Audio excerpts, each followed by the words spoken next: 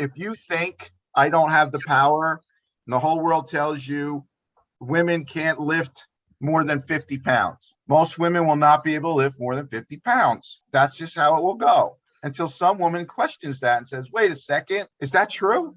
Or, same for men, like whatever it is. And this is the course is saying, oh, there's so much we think is real and true is not that way at all, which is why I think any kind of narrative that's going out and around that's generating fear, you need to question. Just question it.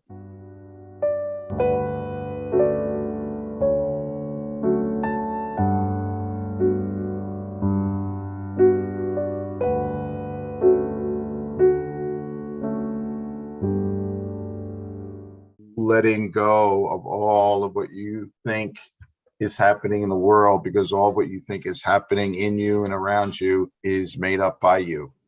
All of it. There's no exception to the rule. All of it. It's a big story you're telling, and you can tell a different story in any moment. And you do it all the time.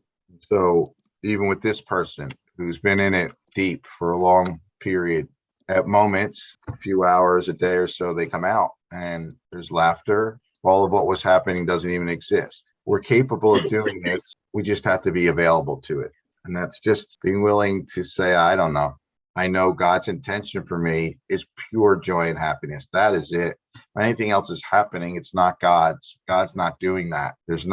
God doesn't make bad things happen to good people to teach any lessons or any of that. We make it all happen. We make the bad things, what we see as bad, happen. And any of that, if we just turn it over, will then be used on our behalf to bring us back to the light.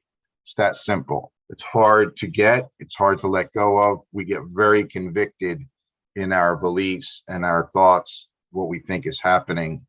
And the ego never wants to let go of what it thinks it knows. It has to be right about it, even if it's terrible. So what keeps the world in chains but your beliefs? And what can save the world except yourself? And it uses a capital S for self here, so it's not talking about your ego, and it's not speaking to your ego, but your ego is listening, right? So, and what can save the world except yourself, capital S, your truth, your pure self, your knowledge, right? Your genuine God-given self. Belief is powerful indeed. Belief is extremely powerful. It has all the power of your causability, your mind that God gave you. It has all that power behind it to make real for you, not to make true, but to make real enough that for you, it might as well be true. So belief is powerful indeed.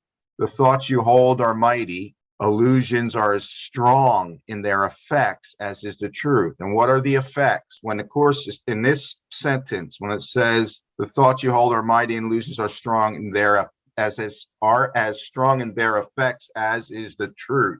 The end effect. The effects are everything that seems to be showing up in your world. The whole earth. Earth is an effect.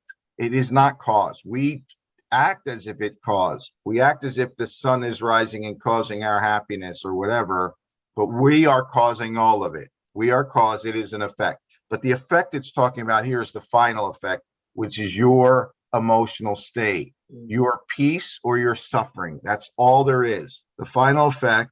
So illusions are as strong in their ability to cause your emotional state as is the truth. So your joy or your pain and suffering are either coming from illusions or truth.